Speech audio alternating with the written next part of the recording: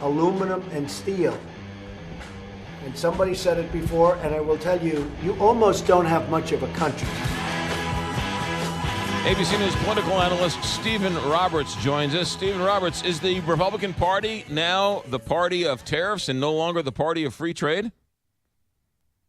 The White House, that's true. And as you imply, this just turns Republican orthodoxy on its head.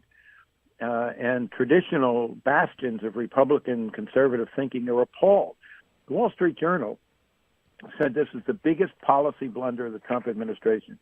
The Business Roundtable, which is a coalition of large manufacturers strongly connected to Republican economics, said this was a huge mistake. Trump, in another tweet, you played one clip from him, but in another tweet, he said, trade wars are good and they're easy to win. Virtually every economist, liberal, conservative, Republican, Democrat, thinks that statement is exactly wrong, that trade wars are bad, not good, and that nobody wins them. But this is a political gesture, not an economic one. It also seems like he did it on a whim. There was no legislation. There was no signing ceremony. He just sort of arbitrarily got mad and decided to invoke a 25% tariff on steel.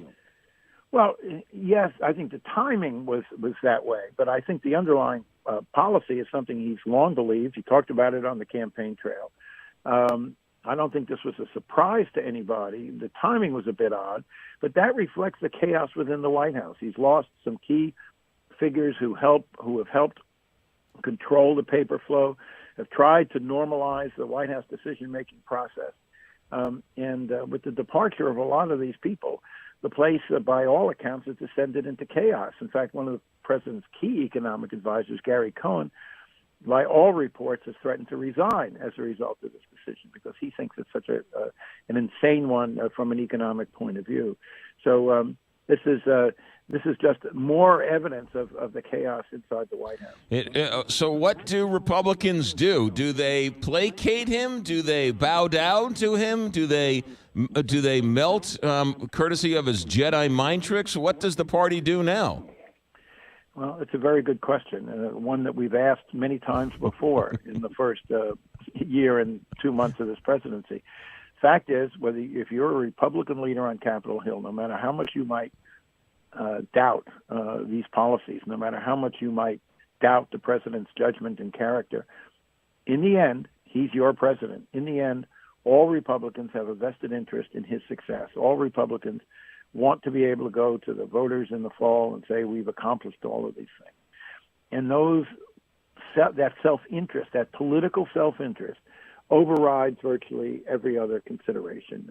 But on the other hand, on this policy, there are a lot of Republicans who really think this is wrong, and it goes against such basic Republican orthodoxy. I mean, traditionally, Republicans have attacked Democrats for following what they call industrial policy. And by that they mean an economics strategy that picks winners and losers.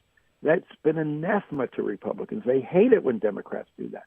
But that's exactly what this policy is. It's industrial policy. It says the steel makers are the winners and the steel users, autos, beer cans, machinery, they're the losers. And so in the end, I think you're going to have a lot of Republicans struggling between the pull of loyalty to Trump and the belief that this is really insane economic policy. We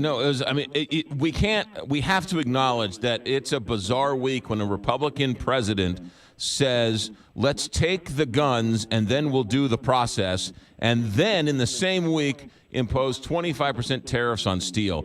That's an extraordinary week for a Republican president. Well, it's an extraordinary week for any president, but it reflects the fact that we have a president who was elected on the basis of slogans, not strategy, who has never had to think through in any depth on the implications of some of his ideas.